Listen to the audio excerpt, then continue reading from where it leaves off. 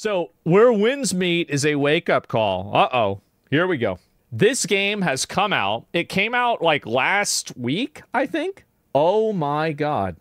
It hit a new player peak today. The game actually released last week, and it's growing. I put in 110 hours. Where am I at? I'm at 122. When a massive free-to-play game like Where Winds Meets finally launches, you usually see one of two outcomes. Yep. Either it's a polished, accessible hit that everyone agrees it's pretty good, That's or right. it's a buggy, unoptimized mess that gets dismissed within a week. What you don't often see is both at the same time. That's if you true. look at the professional reviews, you will see a mixed 72 on Metacritic. You will see a 6 out of 10 from IGN. The consensus from critics is that this game is fractured, messy. Wait, 1 second. 6 out of 10 from IGN. Wait, they deleted the review? I don't know why it said that. Yeah, it's right here. This is 6 out of 10. Yeah, I mean, I don't know really what...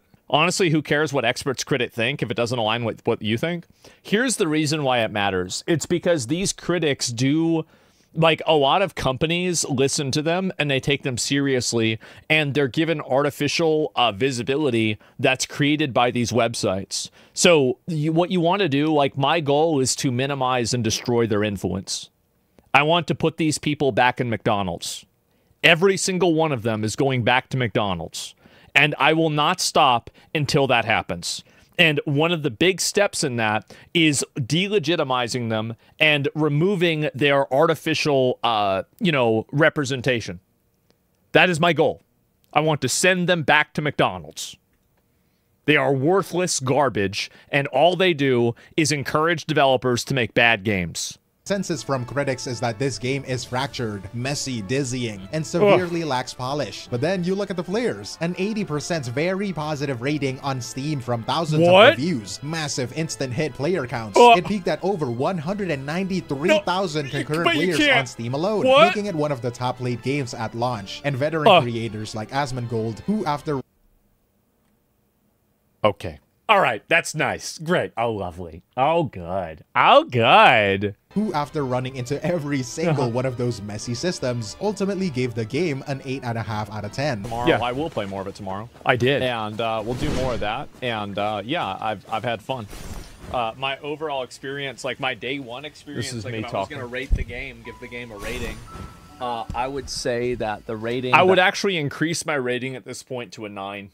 I think that after playing the game more, I think it's closer to a 9 or a 9.5 game for what it is. It's an incredibly high quality, very good game. I would give the game so far, it's been like an 8, like maybe an 8.5. Like I've been really enjoying it so far. I really like the open world games like this. I think it's good. Cosmetic, and honestly, for what it is, I think it might even be higher than that. Yeah, because it's made to be like an open world kind of like MMO light game. Are you getting the boat? This isn't a simple disagreement. This is a fundamental disconnect. It is. It points to something much more important. Where Winds Meets is not just another competitor in the open world market. It's a wake-up call. And it's beyond that. The problem and the reason why these games get rated badly is because the journalists and the people inside of media want to minimize and destroy the influence of Chinese video games because those Chinese video games are not accountable to them. So what they're trying to do is they're trying to smear, misrepresent, and damage the reputation of Chinese video games in favor of maintaining Western video games dominance inside of the industry so that they can maintain their proxy control over the industry. That's the reason why they're doing it. Understand why this is happening, why this divide is so significant, we first have to understand what this game is trying to be. But before we get into that, if you appreciate this kind of breakdown, a like on the video and subscribing to the channel is a huge help, and it lets me know that you want to see more. On paper, the identity of Where Winds Meets is simple, a free-to-play, wuxia-themed open-world action RPG. But that description doesn't really tell you anything. In fact, I don't think it's very accurate. The only word that properly describes this game is maximalist. It just means that it wants to do everything. It's not trying to be one thing. It is an attempt to be 5 or maybe 6 different games, all living in the same house. And it's not quiet about it either. Let's just list them out, right? You have the combat. This is the Souls-like. It's not a button masher. It's a tactical built entirely on precise timing, on parrying, and on counterattacking. Your skills aren't based on a rigid class. I didn't know what it was meant. I didn't know what it meant either. That's how I know. The exploration is a pure breath of the wild. The developers have been very clear. If you see a mountain in the distance, you can go in the mountain. You can go there. You can get around using lightness skills, which is just the wuxia way of saying you can run on water and sprint vertically up a cliff face. And then it's a GTA-style sandbox. The game is set in a chaotic 10th century era, and the systems let you embrace that. You can choose a criminal path. You can kill NPCs and get a wanted level, and maybe even hunted by other players for a bounty. It is also a deep life sim. They have this identity system. It is far more than a simple crafting mini game. It is a completely parallel path. If you want to, you can apparently just ignore the main quest and become a full-time doctor who can heal, or accidentally worsen NPCs, or an architect who builds houses, or a bodyguard. And finally, the foundation holding all of this up is an RPG, a massive 150 plus hour story-driven single-player focused open world. And you can see why they're mad. A Zelda Explorer, a GTA sandbox, and a live sim, all built on an RPG chassis. Because it makes every single Western developer that makes garbage games, it makes all of them look retarded. It makes them look retarded and incompetent. And I think also they're able to do all of this without having any sort of accountability to this fake media apparatus. I think the media does a lot in order to create a need for themselves. That's why I was so happy Trump just said today, he was like, oh, just laugh at what they're saying and just agree with them. It doesn't matter. Nobody cares.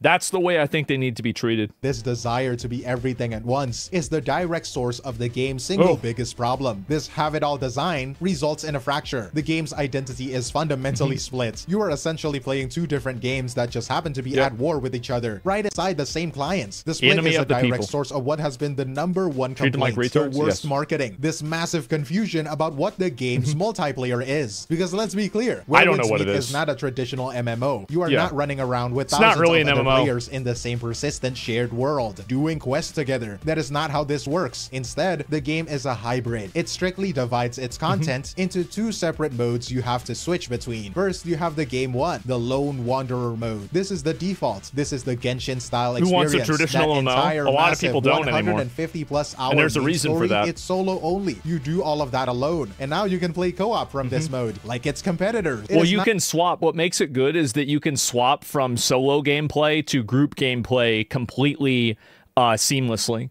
Like, you just go through a loading screen, and then you spawn in with everybody else. So this game plays a lot kind of like Monster Hunter in a way, where you have optional co-op behavior. Now, the only thing that I would say is like maybe a disagreement that I have is that you are incentivized by higher reward ratios to play with other people in terms of like end-game item rewards. So like you do want to play with other people, and like there's a point where that's good, a point where that's bad. Lost Ark implemented that with solo raids also. So it really kind of depends. Plays a lot like Genshin. Well, this game is basically a gacha game that has more realism attached to it in terms of like its style and like its graphics, and everything else is basically the same. However, not a truly shared world. You create a private instance room, like a temporary copy of the world, made just for you and your friends. You can get a group of up to 4 people together to explore and fight the world bosses. But that main story stays a solo endeavor. And then you have game 2, the shared journey mode. This is what they call the MMO part. But even this is misleading. When you switch to this mode, the open world is empty. There is no enemies, no mobs, no story quests. This is the key misunderstanding that's tripping everyone up. This shared journey mode is essentially a lobby. It is a social hub when you can see thousands of other players, but it functions as a gateway. It is the place you go to queue up for all of the traditional instance MMO activities. Oh, I didn't even know that. The raids, the PvP arenas, and the guild wars. This structure is clunky. It is confusing, and it's not what people expected. But as we will see,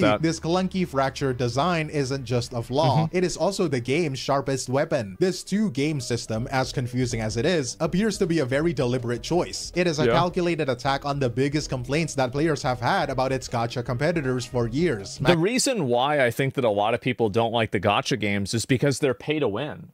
Like, that's the reason why they're bad. It's because they're pay-to-win games. Like, gacha games at a baseline, if you look at Honkai Star Rail as a baseline video game, phenomenal game. You look at Wuthering Waves as a baseline video game, amazing game. Even Zenless Zone Zero plays extremely well, even though I don't really like it that much. Like, Genshin Impact is the same thing. So all of these games are actually at a very baseline incredible, amazing games, but they're just infected with this virus that's pay-to-win.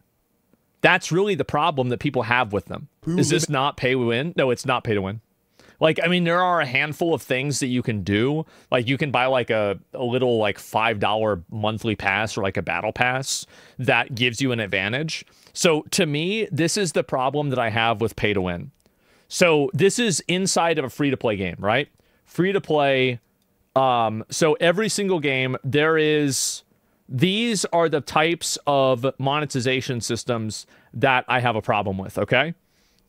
So I am okay with a game, obviously, that's completely free-to-play, right? There is no like bad stuff in it, no cosmetics really, or it's only cosmetics, and that's it. But there's nothing that will actually make your character more powerful, and there's nothing else you can do. So that to me is totally fine. It's obviously great because you're playing a game for free and you can get everything, right? That's obviously good. That's like PoE, kind of like PoE. Yeah, but yeah, it is PoE. It's exactly PoE. So this is a good example is PoE. So the second one is a lot like many other gacha games, and I would generally rate this as probably about yellow, where it can be bad, but it's usually not.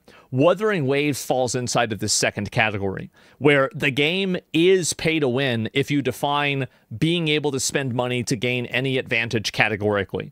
So if you look at that definitionally, it is pay to win, but functionally it's not in the same way that a gacha game is. And what I mean by that is that, for example, you can buy a battle pass, and the battle pass will allow you to accelerate your growth and make your character better. But it's like $15 or it's $5 for the monthly pass. So that to me is a very big difference than the traditional pay to win that is effectively uncapped. So basically, the way that I define the negative effect of pay to win is based off of how much you need to pay in order to win.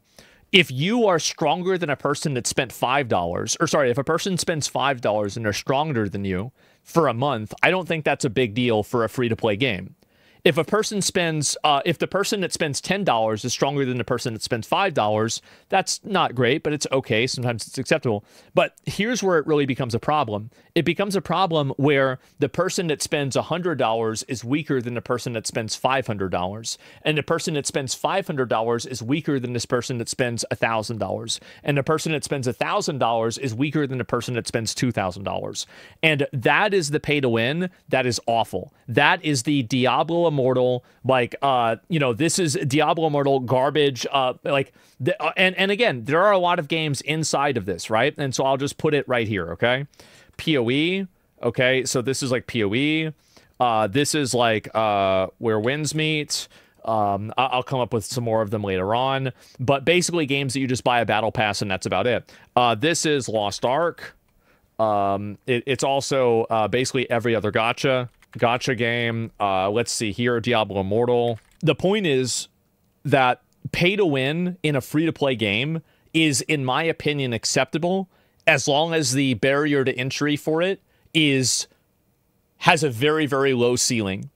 So, like, you can only spend, like, $20 to own a battle pass to accelerate progress, but you can't do something that's going to make you, like, infinitely more powerful than everybody else, the same as you can with gacha games. Do you see kind of what I'm saying here? And its first target is what creator got just bluntly called the dog-shitted co-op of games like Genshin Impact and Wuthering Waves. He is talking about that familiar static visit my world model, the one where you join a friend, you run around their world, but you can't open their chest, you can't progress their story. There is no real incentive to be there other than just being there, I guess. It is not true cooperative play. Where Winds Meet attacks this head on. Gacha Smack called it a proper co-op mode.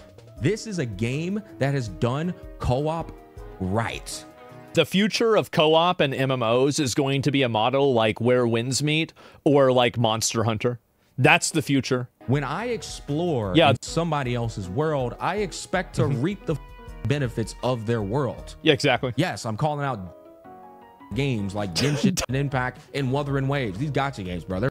Cooked in co-op. They love to sell it like it's they sell it like a dream. Co-op, you get in the game, it's the most limited co-op you've ever seen in your life. Yeah, I mean, like in Wuthering Waves, you can join other people's worlds and collect echoes because certain NPCs only spawn a certain amount of time. But that was something that people generally did at the beginning of the game, and now that there's so many different resources and ways to get echoes, it's not really like you don't really need to do that anymore. Co-op is shit. I never have done co-op, if you want me to be honest. In this game, you can fight all the bosses in the world together. At least from my experience, that's what I saw. The bosses are super difficult. We had to quit on a boss. Maybe we were undergeared. You know what I mean? I'm not gonna lie. But the fact that we could still go do it together was a fun experience. You also can explore and unlock the map together. And if I open up a chest, everybody gets that reward as well. That's something that is very important in co-op, guys.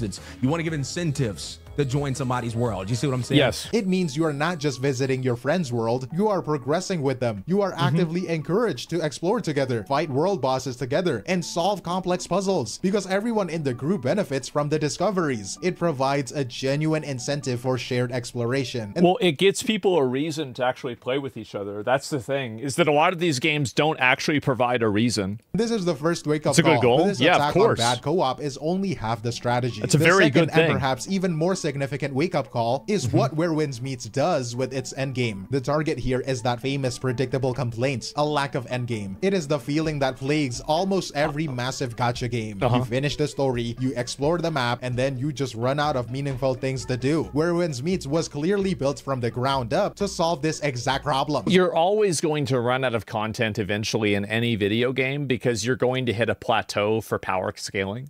That's not even a bad thing. That's normal. That's the way every video game works. You're not just going to like infinitely power scale for all time. Like you eventually, like you're going to eventually hit a plateau and you're going to have done all the bosses and that's going to be it. That's okay. It's not even a bad problem. Back to that 2-game fracture. The developers took that entire second game, that shared journey MMO components, and they bolted it back to the single-player world. That MMO lobby, the one with no story quest, that is the whole point. It is a dedicated space for a traditional competitive endgame. It is a hub where you go to queue up for all of the things its competitors are missing. Challenging multiplayer dungeons, epic raids, PvP duel. Wait, what the fuck? What the fuck is this? This is a direct strategy. It is a calculated business move to capture and keep the high investment endgame players. They are targeting the people who finish the story in competitor games and leave because they are looking for a persistent competitive loop to grind. And of course, this is how they monetize that loop. The game introduces a pay to progress faster system. It is not a pay for power. You can't just buy the best sword from a store. Instead, it uses a stamina system, sometimes called vitality. This system puts a hard cap on how many rewards you can get from those dungeons and raids every day. But if you buy the battle pass or the monthly pass, you get items like vitality pills that gives you more stamina. This lets But the thing is that if you buy the battle pass or the vitality pass, you can't just, as far as I know, you can't just infinitely buy battle passes or vitality passes. So you will eventually run out of ways that you can pay to win. And customers run more content, get more loot, and progress their gear faster than a free-to-play player. It is a controversial loop for sure, but it's also a very familiar and marketable system designed specifically to monetize that competitive endgame community. It is also what brings us to the most interesting part of this launch, the massive unavoidable divide between what the critics are saying and what the players are doing. If you look It's because it's a Chinese game. That's the reason. It's a Chinese game. If this game came out in America, they'd be glazing the fuck out of it. They're delegitimizing and demonizing Chinese video games and other Eastern video games. And they will do this to Indian video games also, and they'll do this to Korean video games also. They'll do this to any video game that is outside of their sphere of influence so they can artificially create an importance for themselves. That's the reason why they're doing it. Reason why. See a 72 on Metacritic or a 6 out of 10 from IGN, and the criticisms all the same. They are all valid. They center on the messy UI, the dizzying amounts of micromanagement, and frankly, the awful English localization. But then you look at the users. The user reception on Steam is very positive, with an 80% approval rating from thousands of reviews. The game was an instant hit, with a massive launch player counts, over 193,000 on Steam alone. So what is going on here? Asmongold experience is the perfect case study for this divide. He went into the game shocked by the 6 out of 10 review, and for a while, his playthrough looked just like that review. How do I pause the game? I didn't like that you couldn't pause during the beginning. I wish you could have rebound the keys during this intro thing. Okay, all right. Can I change? Yeah, I didn't like that. I thought that was unnecessary. This is fine. It was a lot. Yeah. I just want to know. That annoyed me. Yeah. It doesn't even let me change my key bindings. It was for 5 minutes. Yeah, I know that. That's why it's so important. The beginning of a game has to have the least amount of friction. So if you have the beginning of a game that creates a friction moment, you're going to have people leave. Like that, I don't, this is, I mean, that's like my biggest criticism of the game, is that I think you should be able to change your key bindings in the tutorial. Is that really crazy? I don't think so. He immediately ran into all of that friction the critics hated. He got stuck in the tutorial, completely frustrated by the confusing key bindings. He was completely stopped by the broken character creator's image upload feature, and he was visibly annoyed by the endless, overwhelming dialogue. By all accounts, he should have hated it. But then he discovered that— yeah, because that doesn't matter. That's not a video game. Like, why would I be upset about that? That's not video game content. Like, the thing is that this is the problem, is that journalists and these writers base their ratings off of things that aren't video game stuff. I don't care about how much dialogue the story has. I just skip it if I don't want to listen to it. I care about the game. If I wanted to listen to dialogue, I'd go watch fucking anime. So obvious. He found out that he could just attack a random villager and that the game would react.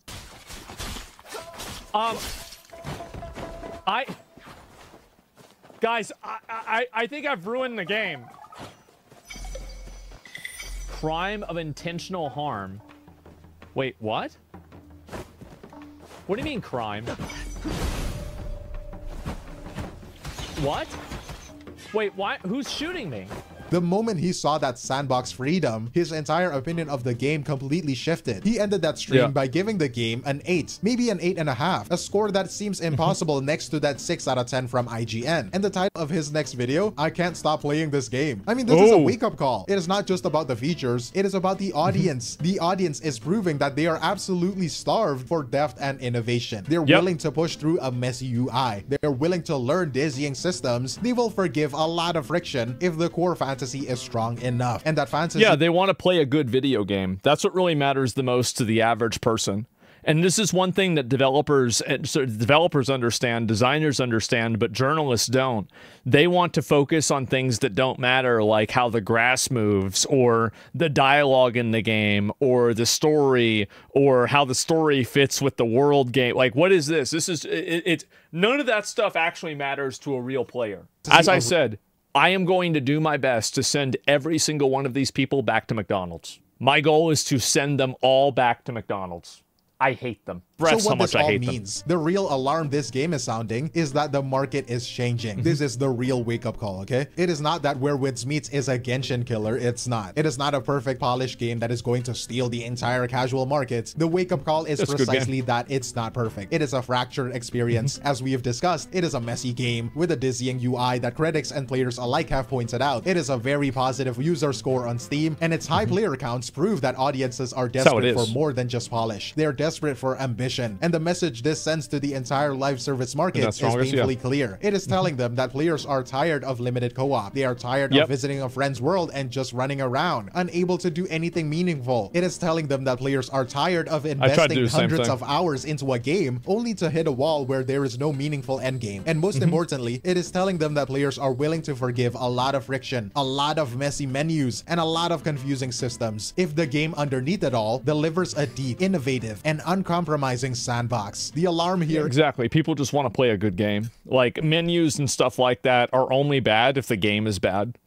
The fundamental thing that makes a video game succeed or fail is its moment-to-moment, second-to-second, day-to-day gameplay. It's not the story, it's not the graphics, it's not the progression system. It is the moment-to-moment, second-to-second gameplay. That is the reason why New World failed. That is the reason why some gacha games succeed. If that gameplay is garbage, then your game is garbage.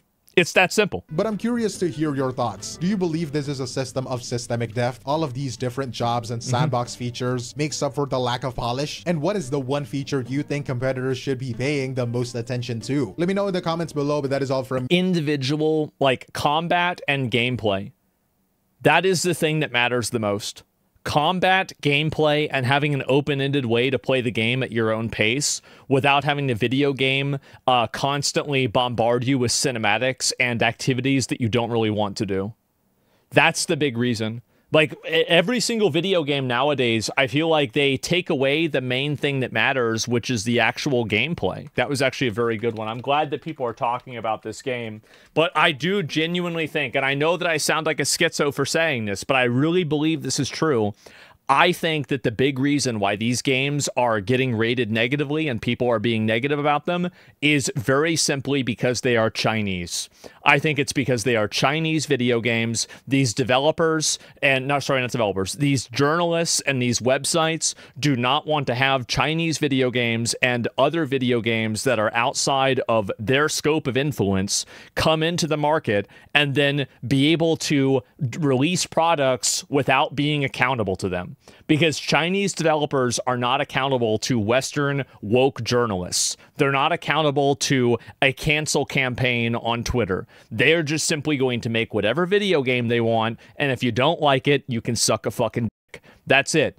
And so that's the reason why journalists rate these games so negatively. That's the reason why, and you'll see this happen probably with Tides of Annihilation. You'll see this happen with, you saw this happen with Stellar Blade. You saw this happen, and I know that's Korean, but like in general, I think it's Korea and China. I think it will also be India as well.